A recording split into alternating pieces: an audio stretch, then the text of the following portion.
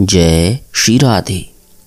प्रिय श्रोताओं, श्री राधा बाबा द्वारा रचित श्री राधा कृष्ण लीला इस पुस्तक का हम इस वीडियो से शुभारंभ कर रहे हैं। इसमें वर्णित रसमय लीलाओं का रसपान आप अवश्य करें और अधिकारी जनों को भी इसका पान अवश्य कराएं।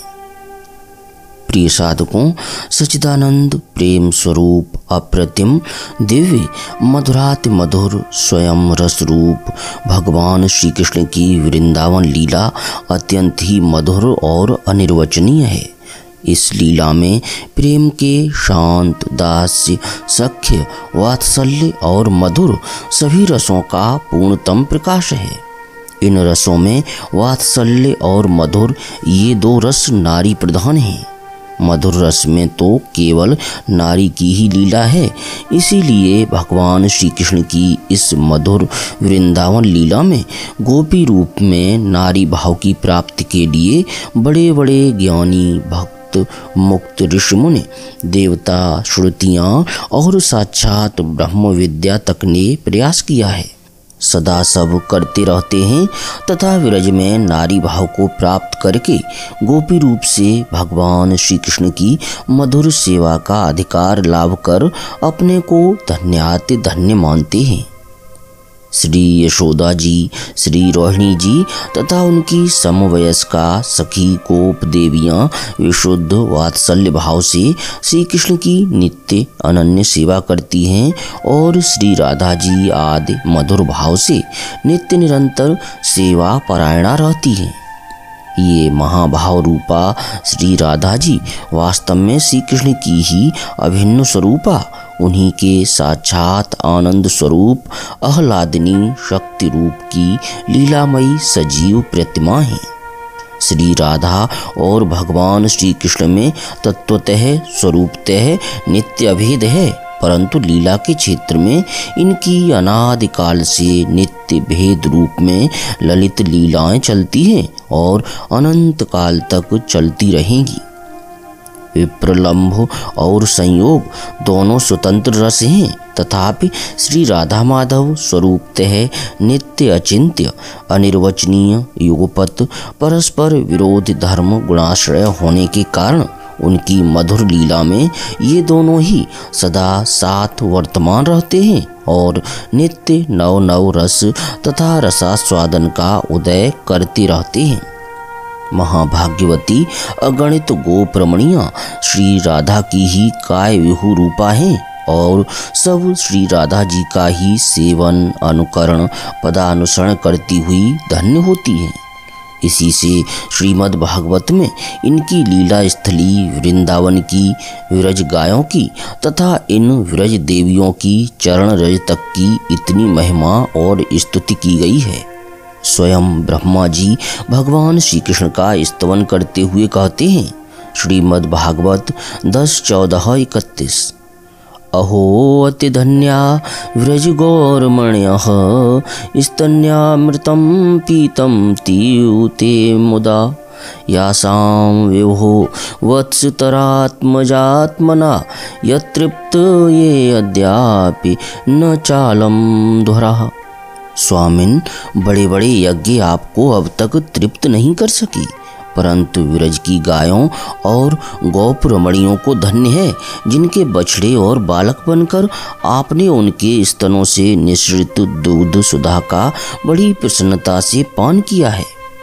श्रीमद् भागवत 10:14-34 में आया है, यद भूरिभाग्यम्यः जन्म किमप्यटव्याम यद गोकुले अपेकत्माघ्रे रजो अभिषेकम यज्जीवितं तु निखिलं भगवान् मुकुन्दस्त्याद्यापि यत्पदरजः श्रुतिमृग्यमेव।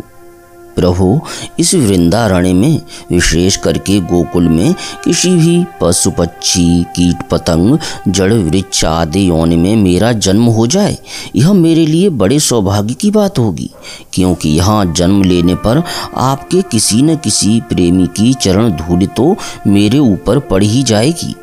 इन ब्रिजवासियों का जीवन आपका ही जीवन है, आप ही इनके सब कुछ हैं, अतः इनकी चरण रज आपकी ही चरण रज है।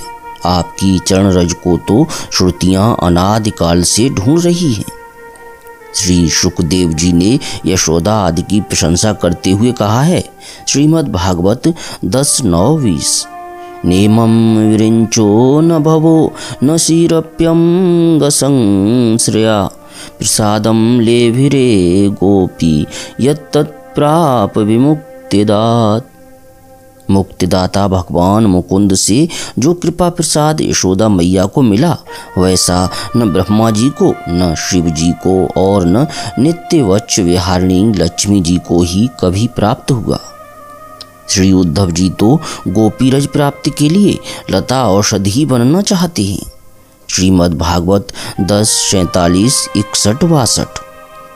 आसामहो चरणरेणुजुषामहं स्याम वृंदावने किमपि गुल्मलतोषधीनां यादुस्त्यजं स्वजन्मार्यपथं च हित्वा भेजुर्मुकुन्दपदवीं श्रुतिभिर्विमृग्याम्। या वै श्रियार्चितं जातिभिराप्त कामैर्योगेश्वरैरपि यदात्मनेरासगोष्ठयाम्। कृष्णस्य तद् भगवतश्चरणारविन्दं न्यस्तं स्तनेषु विजहो परिरम्यतापम्। मेरे लिए तो सर्वोत्तम यही है कि मैं इस वृंदावन में कोई छोटी सी झाड़ी, बेल या जड़ी बूटी ही बन जाऊं। ऐसा हो जाएगा तो इन व्रजांगनाओं की चरण रज निरंतर मुझ पर पड़ती रहेगी। इनकी चरण धूलि में स्नान करके मैं धन्य हो जाऊंगा। इन गोप रमणियों की महिमा क्या कही जाए, जिनका त्याग बड़ा कठिन है। उन स्वजनों का तथा लोक वेद की आर्य मर्यादा का सहज ही त्याग करके इन गोपांगनाओं ने भगवान मुकुंद की उस पदवी को, उस प्रेममय स्वरूप को प्राप्त कर लिया, जिसे श्रुतियां अनादिकाल से खोज रही हैं पर प्राप्त नहीं कर पाती। स्वयं श्री लक्ष्मी जी जिनकी नित्य पूजा करती रहती हैं, ब्रह्मा शंकर आदि श्रेष्ठ देवता, पूर्ण काम आत्माराम मुनि और बड़े बड़े योगेश्वर अपने हृदय में जिनका चिंतन करते रहते हैं, अर्थात प्रत्यक्ष पाते नहीं, उन साक्षात भगवान श्री कृष्ण के चरण कमलों को इन गोपियों ने रास के समय अपने वक्ष स्थल पर धारण किया और साक्षात उनको हृदय से लगाकर अपने चिरकालीन तप को शांत किया। श्रीमद् भागवत 10:47-63 में आया है, वंदे नंदव्रजे स्त्रीणां पादरेणुं भीक्ष्णशः यासां हरिकथोद्गीतं पुनाते भुवनत्रयम्। नंद बाबा के विरज में निवास करने वाली विरज रमणियों की चरण धूलि को मैं बार बार प्रणाम करता हूँ। इन श्री गोपांगनाओं ने भगवान की लीला कथा के संबंध में जो गान किया है, वह तीनों लोकों को पवित्र कर रहा है और सदा पवित्र करता रहेगा।